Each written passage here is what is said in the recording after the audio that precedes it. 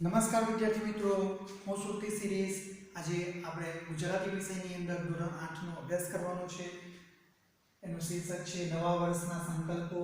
એના લેખક છે બકુલ ત્રિપાઠી.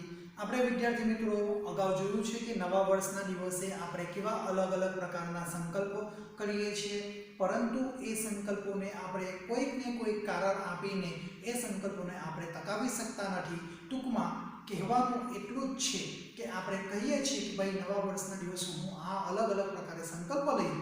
જેટલું સરળ છે સંકલ્પ લેવાનું, એનાથી વધારેમાં વધારે મુશ્કેલ છે એ સંકલ્પને ટકાવી રાખવાનું. એ વાત અહીં આગળ આપણે અગાઉના લેક્ચરમાં જોઈ છે. હવે વિદ્યાર્થી મિત્રો, આજના દિવસે આપણે જ્યાંથી બાકી છે ત્યાંથી આપણે આપણો અભ્યાસ શરૂ કરીએ છીએ. તમે બધા ચોપડીની અંદર ધ્યાન આપજો. પાઠ્યપુસ્તકમાં બેસતા વર્ષના દિવસે ઉત્સાહમાં આવી જઈને કરેલા મોટાભાગના સંકલ્પોની આ જ ગતિ થાય છે. આપણો ઉત્સાહમાં ઘણા બધા સંકલ્પો લઈ લઈએ, પરંતુ એ ટકાવી શકતા નથી. એ વાત કહી છે. એક જણે દિવાળીની રાતથી જ ચા છોડી દીધી. એક વ્યક્તિએ શું કર્યું? દિવાળીના દિવસથી રાત્રેથી જ ચા પીવાનું બંધ કરી દીધું. એમને સંકલ્પ જીવેલો પણ ખરો. એમનો સંકલ્પ જે એમણે લીધો હતો એ સંકલ્પ જીવ્યો, ટક્યો. જીવ્યો એટલે શું કે ટક્યો લાંબા સમય સુધી. 1 અઠવાડિયું, 2 અઠવાડિયા સુધી, 3 અઠવાડિયા સુધી એ સંકલ્પ ટક્યો. એમણે ચા ન પીધી, તે ન જ પીધી. આવી રીતે 1 અઠવાડિયું સુધી ચા ન પીધી, બીજા અઠવાડિયા સુધી ચા ન પીધી, ત્રીજા અઠવાડિયા સુધી ચા ન પીધી. છેવટે એમણે ચા ન પીધી, તે ન જ પીધી. માતાનો પ્રેમ, પિતાની આજ્ઞા, બરાબર? માતાનો પ્રેમ, પિતાની આજ્ઞા, ભગિનીના આંસુ, ભગિની એટલે કે બેન, પત્નીની ધમકી, મિત્રોની મસ્કરી, ચાની જાહેર ખબરો, કોઈ એમને ચલાવી ન શક્યું. આમાંના કોઈ પણ વ્યક્તિ એ પોતાના સંકલ્પો જે લીધો હતો એમણે એ વ્યક્તિને વિચલિત કરી શક્યો નહીં. એમનો એ સંયમનો મહિમા દિશામાં ગાજી રહ્યો છે. દિશામાં, બરાબર? અહીંયા આગળ ધ્યાન રાખજો વિદ્યાર્થી મિત્રો. દિશામાં એટલે કે ચારેય દિશામાં એમનો એ જે સંકલ્પ તેમણે લીધો હતો એના વિશેની ચર્ચાઓ થવા લાગી ગઈ. છેક સ્વર્ગમાં પણ એના તરંગ પહોંચ્યા. છેક સ્વર્ગ સુધી એની વાત પહોંચી ગઈ અને એ ભગવાન ઇન્દ્રનું આસન પણ ડોલી ઉઠ્યું. પરંતુ થોડા અઠવાડિયા પછી જ્યારે એ ભાઈ કોક માંડગી, અહીંયા આગળ વિદ્યાર્થી મિત્રો ધ્યાન રાખજો, અહીંયા આગળ આ તળપદા શબ્દો છે. કોક, બરાબર, એટલે કે કોઈક, બરાબર? અહીંયા આગળ હનો, અહીંયા આગળ આ લોક ચિહ્ન છે. આ શું છે? લોક ચિહ્ન છે. એટલે કોક એટલે કે કોઈક, એનો અર્થ થશે કોઈક. કોઈક માંડગીની માયાજાળમાં, માંડગી એટલે કે બીમારી, માંદગી એટલે શું? બીમારી. માંદગી એટલે બીમારી. કોઈક બીમારીની માયામાં લપતાયા એટલે કે ફસાયા. તે વખતે એમને થોડા ઉપવાસ કરવા પડ્યા અને આ સમયગાળા દરમિયાન તેમને થોડા દિવસો સુધી ઉપવાસ કરવા પડ્યા. એટલે કે કોઈ પણ પ્રકારનો ખોરાક તેઓ ખાઈ શક્યા નહીં. અને ત્યારે એક ધન્ય ક્ષણે એમને જ્ઞાન થયું કે ચા પીવાથી ઉપવાસમાં રાહત રહે છે. અને એ દિવસે એ વ્યક્તિને એવું જ્ઞાન થયું, યાદ આવ્યું કે બધા લોકો એવું કહે છે કે ચા પીએ તો આપણને ભૂખ લાગે નહીં. ઉપવાસ હોય ને ચા પીશું તો આપણને ઘણી બધી રાહત થાય છે. એટલે એ વ્યક્તિએ શું કર્યું? એટલે એમણે હળવે રહીને ચા પીવા માંડી. અને બસ આટલો જ વિચાર કરીને એ વ્યક્તિએ ધીરે ધીરે ચા પીવાનું શરૂ કરી દીધું. એ પછી તો રોજ 2-4 મહિને માંદગી ગઈ અને એ પછી તો 2 થી 4 મહિને તેમની માંદગી તેમના શરીરમાંથી ગઈ. તો એ ચા પીવાનું તેમનું બંધ થયું નહીં. અને હવે તો એ સાજા પણ થઈ ગઈ અને હવે તો એ વ્યક્તિ સ્વસ્થ તંદુરસ્ત થઈ ગઈ. પરંતુ રોજના 7 થી 7 પ્યાલા ચા પીવે છે. પરંતુ રોજના એ વ્યક્તિ કેટલા પ્યાલા ચા પીવે છે? 7 પ્યાલા.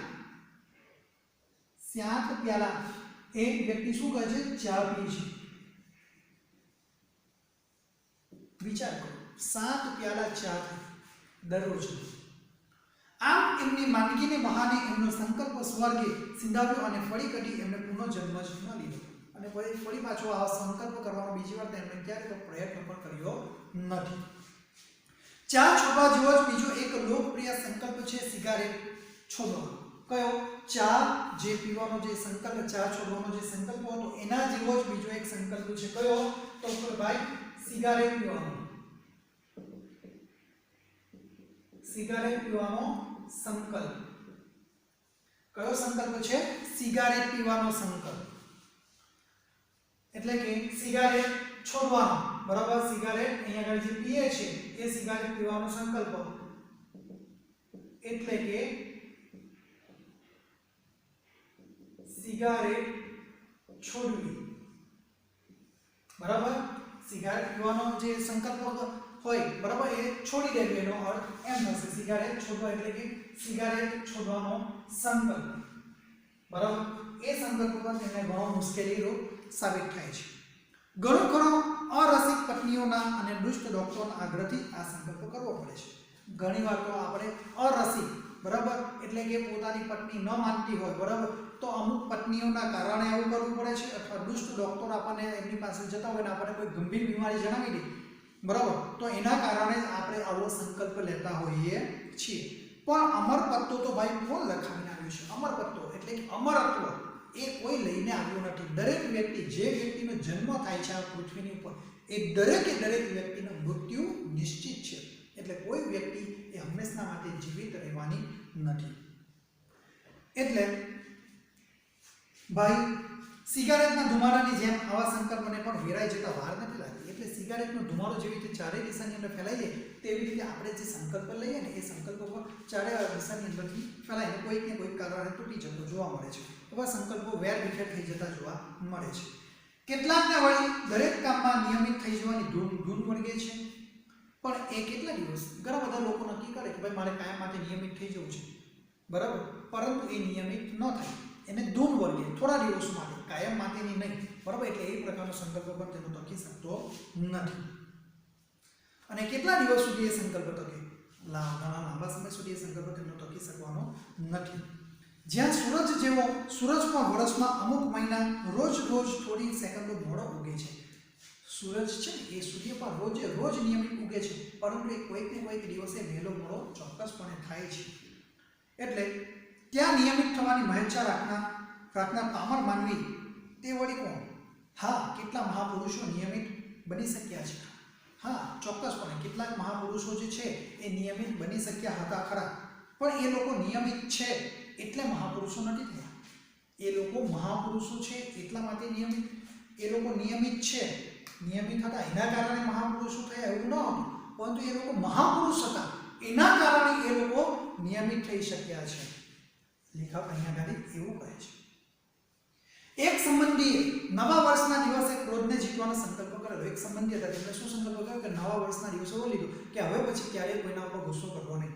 આમ તો એ વાતમાં ચીડાય એટલે કે ગુસ્સે થાય. આમ તો તે વાતની અંદર ચીડાયા કરે, બરાબર. આમ તો તે વાતની અંદર ચીડાય ને પાન પર ખડતા પીડાય એવા સ્વભાવના ખરા. વાતે ગુસ્સો કરે અને જેમ પાન પડે ને, બરાબર, તેમ તેમને દુઃખ થાય. પરંતુ એકવાર ગુસ્સો કર્યા પછી ફરી પાછો શાંત થાય એટલે તેમને ઘણું બધું દુઃખ થાય. બેસતા વર્ષના બીજે દિવસે સવારે તો આ સંકલ્પોના સંતોષમાં મલકાતા મુખે એ પત્નીને બૂમ પાડી. અરે સાંભળે છે કે નવ વર્ષના બીજા દિવસે ખુશ થઈને મલકાતા મુખે એમને પોતાની પત્નીને ઘરની અંદર બૂમ પાડે છે. અરે સાંભળે છે કે આવી રીતે તેમણે બૂમ પાડી પોતાની પત્નીને. એટલે એમના પત્નીએ જવાબ આપ્યો, શું છે? અંદરથી શ્રીમતીએ જવાબ આપ્યો. અંદર રસોડાની અંદર કામ કરતા હશે એટલે ત્યાંથી તેમણે જવાબ આપ્યો કે શું છે? હવે અહીં આવતો ખરી? એટલે એમના પતિ કહે, અરે હવે અહીં આવતો ખરી તું? પણ છે શું? લ્યો કહો, શું કામ છે? એમના પત્ની આવીને તેમને કહે છે. જો એમણે સ્મિતથી શોભતા મુખડે કહેવા માંડ્યું. એમને ચહેરા પર હાસ્ય પ્રગટ કરીને તેમણે કહેવાનું શરૂ કર્યું, ગઈકાલથી મેં નક્કી કર્યું છે કે કદી કોઈના શબ્દે અકરાવવું નહીં, એટલે કે ગુસ્સે થવું નહીં. હોય દુનિયા છે કહીને હસી નાખવું, આ તો દુનિયા છે, બસ એટલું કહીને આપણે હસી નાખવું જોઈએ એને, એવી વાત તેમણે કહી છે. ઠીક, પત્નીએ પાછા ફરવા જતા કહ્યું. અને પત્ની કહે ચાલો સરસ, સારું છે. એમ એમના પત્ની ફરી પાછા રસોડામાં જાય છે. એ સમય કહે છે તને મારો આ સંકલ્પ ન ગમ્યો? એમણે પૂછ્યું. એટલે એમના પતિએ ફરી પાછો એમને પ્રશ્ન કે શું મેં આજે સંકલ્પ લીધો છે એ તને ન ગમ્યો હોય? મને એવું લાગી રહ્યું છે. ગમ્યો પણ પારો ત્યારે ખરા ને. એટલે એમના પત્ની શું કહે? ગમ્યો તમારો સંકલ્પ, સરસ છે, સારો છે તમારો સંકલ્પ. તમે જ્યારે એ સંકલ્પને ટકાવશો ત્યારે હું સાચું માનીશ. શું કહ્યું? એમનું સ્મિત વિલાય. એમના ચહેરા ઉપરથી આ વાત સાંભળીને એમના ચહેરા ઉપરથી એ જે સ્મિત હતું, બરાબર, જે હાસ્ય હતું એ થોડું દૂર થાય છે. પારો ત્યારે ખરા એટલે શું? મારામાં એટલો નિયમ પાડવાની પણ તાકાત નથી. ફરી પાછું એમના ચહેરા ઉપરથી જે હાસ્ય હતું એ દૂર થઈ જાય છે ને કે શું તમે કહેવા માંગો છો? મારા ચહેરામાં, બરાબર, એટલે શું આ સંકલ્પને હું નહીં ટકાવી શકું? મારામાં નિયમ પાડવાની પણ તાકાત નથી. તમે શું કહેવા માંગો છો? આવી રીતે તેઓ કહે છે. હશે તો જોઈશું ને શું કહે છે? ચાલો વાંધો નહીં, આપણે હશે ત્યારે તો જોઈશું ને. એટલે તું તારા મનમાં સમજે છે શું? એટલે ફરી પાછા લેખક તમને કહે તું તારા મનમાં શું સમજે છે? એમના પત્ની પર ફરી પાછો ગુસ્સો તો થઈ ગયો. હું તે કહી અને ખલાસ. હું તે કહી અને પછી ગુસ્સો આવી ગયો. સંકલ્પ તૂટી ગયો તેમનો ત્યાં આગળ. એન્જિન બગાડ્યું, કમાન છટકી ગઈ ઉપરથી તેમની, મિજાજ છટક્યો, ગુસ્સો આવી ગયો. એ તો આખી સોસાયટી ગજવવા જતા હતા. આખી સોસાયટી એટલે મોટેથી ઘરની અંદર વાતો કરવા જતા. ત્યાં એમના શ્રીમતીએ એમને યાદ કરાવ્યું કે એમનો સંકલ્પ એમણે ત્યાં ને ત્યાં જ કર્યો હતો. ત્યારે જ માન એ શાંત કર્યો. અને એમના પત્નીએ એમને યાદ કરાવ્યું કે તમે તો અત્યારે એવો સંકલ્પ લીધો છે કે આજ પછી હું ક્યારેય કોઈના ઉપર ગુસ્સે થઈશ નહીં. ત્યારે માન તેઓ શાંત થયા. વિચાર કરો તમે કેવો સંકલ્પ. આમ આવી રીતે ઘણા બધા સંકલ્પો આપણે લેતા હોઈએ પણ સંકલ્પને ટકાવી શકતા નથી. કોઈ યાદ કરાવે ને ત્યારે આપણને સંકલ્પ યાદ આવે છે. આમ નવા વર્ષના સંકલ્પો એટલે વહેલી પરોઢનું ઝાકળ. આમ નવા વર્ષના દિવસ આપણે સંકલ્પ લઈએ ને એ વહેલી સવારે, અત્યારે શિયાળાનો સમય છે, ઘાસની ઉપર જેમ ઝાકળ પડે છે તેવી જ રીતે ઝાકળ પડેલું જોવા મળે છે. એટલે વહેલી સવારનું, વહેલી પરોઢનું, પરોઢ એટલે કે સવાર એટલે વહેલી પરોઢનું ઝાકળ છે. બે ઘડી સંતોષ આપી પાછું ઉડી જવાનું. એ ઝાકળ છે થોડા સમય સુધી જ રહી, પણ સૂર્યનો પ્રકાશ જેમ પડવાનો શરૂ થાય છે એટલે ઝાકળ ધીરે ધીરે અદૃશ્ય થતું જોવા મળે છે. વૈશાખની બપોરે જેમ વંટોળિયા જાગીને પાછા સૂઈ જાય છે, અથવા તો શિયાળાની સવારે જગતના કોઈ અગમ્ય એટલે કે સામાન્ય માણસની બુદ્ધિથી ન સમજાય તેવું, એટલે કોઈ સામાન્ય માણસને ન સમજાય તેવા ખૂણાથી એકાદ શરદીનું મોજું આવી આપણો કબજો લઈ લે છે. અને દિવસભર રડાવીને અંતે આવ્યું હતું એમ અનંતમાં ચાલ્યું જાય છે. કે પછી ઉસ્તાદના જલસામાં, બરાબર, અને પછી એ ઉસ્તાદના જલસામાં કોઈ સંગીત બરાબર જામ્યું હોય ત્યારે ઊંઘનું એકાદ ઝોકું એટલે કે નિંદ્રા આવી જાય. અને ઊંઘનું એકાદ ઝોકું આપણને પાવન કરીને તબલાની પાછી એક જબરજસ્ત થાપ, એટલે કે તબલા વગાડતા હોય અને એ સમય દરમિયાન અચાનક જે જોરથી થાપ એના ઉપર મારે છે એનો જો રણકાર ઉત્પન્ન થાય છે એ, બરાબર, એટલે તબલાની પાછી એક જબરજસ્ત થાપે આપણને ચમકાવીને ભાગી જાય છે. બરાબર, એટલે કે આપણામાં ઉત્સાહ ભળીને એમની પાછી ભાગી જાય છે. એમ આત્મ સુધારણાના ઉત્સાહનું મોજું પણ દર બેસતા વર્ષે આવે છે. એવી રીતે આપણે આપણી જાતને સુધારવા માટેનું ઉત્સાહનું એક જે મોજું છે, વંટોળ છે, એ દર વર્ષે એ આવે છે અને પાછું ઉડી પણ જાય છે. એક દિવસ પૂરતું એ રહે છે, ઝાકળ જેવું છે. વર્ષને પ્રારંભે હોય છે એટલા ગીતા ભક્તો બીજા 11 મહિનામાં નથી હોતા. વર્ષના આરંભે, વર્ષ જે દિવસે નવ વર્ષ હોય તે દિવસે આપણે જેટલે ગીતા, ભગવાનના શ્લોકો, ભગવાનના પાઠો થતા હોય ને એટલું આખા વર્ષ સુધી નથી હોતા. બીજા 11 મહિનામાં ક્યારેય પણ આપણને જોવા મળતા નથી. બેસતા વર્ષને બીજે અઠવાડિયે હોય, બેસતા વર્ષના બીજું અઠવાડિયું છે એટલે કદાચ હોઈ શકે એટલા સંયમી જનો બાકીના વર્ષભરમાં ક્યારેય જાણતા નથી. તે આ જ કારણ, બાકીના કોઈ દિવસોની અંદર આ લોકો આપણને જોવા મળતા નથી. એટલે મારા ભાંગેલા સંકલ્પોનો વિચાર કરતા ક્યારેય નિરાશાની પળોમાં એટલે કે નિરાશાના સમયમાં મને થઈ આવે છે કે હવે તો કદી બેસતા વર્ષના દિવસે સંકલ્પો કરવા જ નથી. એટલે મને મનમાં એવું થઈ આવે છે કે આજ પછી મારે કોઈ પણ દિવસ, બરાબર, સંકલ્પો લેવા જ નથી. પણ દુઃખ એ છે કે મારો સંકલ્પ પણ તકતો નથી. કે મારો જે સંકલ્પ હું લઉં છું એ સંકલ્પ તકતો નથી. ફરીથી બેસતું વર્ષ આવે છે અને હું ફરી પાછો એના એ જ મારા સ્વપ્નમાં રાચવા બેસી જાઉં છું. રાચવા એટલે કે વિચારવા બેસી જાઉં છું.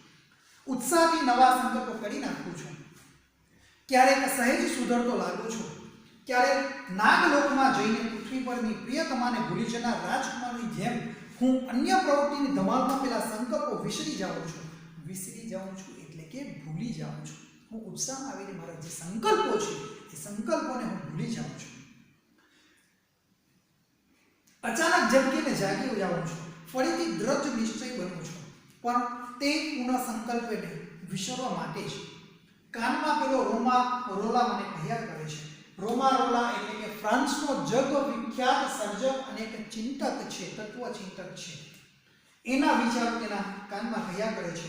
સ્વપ્ન તો જીવનના ધનુષ્યની પણછ જેવા છે. ધનુષ્ય હોય ને એની પણછ હોય ને એટલે કે દોરી હોય ને એના જેવા છે. ભાઈ એ પણછ ખેંચાઈ હશે તો ક્યારે પણ કાર્યનું તીર નિશાન બની ઉઠશે. તીર બરાબર એ જે પણછ એટલે કે દોરી જે છે એ જો એ પાછળ જશું તો જ એ ધનુષમાંથી બાણ નીકળીને સીધું આગળ એના લક્ષ્ય સુધી પહોંચશે. અને મારા બધા સંકલ્પોના રોપા ફૂલી ફાલી મહેકી ઉઠશે. બરાબર, ફૂલી ફાલી મહેકી ઉઠશે. બરાબર, એટલે કે ખૂબ જ એ ઉત્સાહની અંદર આવી જશે અને હૃદયની અંદરથી એ ઉત્સાહિત થઈ જશે. એવા દિવસની કલ્પનામાં હું નહીં પાડેલા સંકલ્પની વ્યગ્રતા વિસરી જાઉં છું. આ દિવસોની યાદમાં હું જે સંકલ્પને ટકાવી નથી શક્યો એને હું ભૂલી જાઉં છું. વિસરી જાઉં છું એટલે કે ભૂલી જાઉં છું.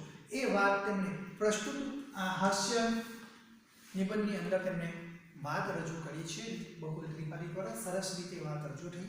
વિદ્યાર્થી મિત્રો, આજના દિવસનું તમારું જે હોમવર્ક છે એ તમારે અભ્યાસ, શબ્દાર્થ, ભાષા સજ્જતા, રૂઢિપ્રયોગ, બરાબર, અને તમારે સ્વાધ્યાય લખવાનું રહેશે.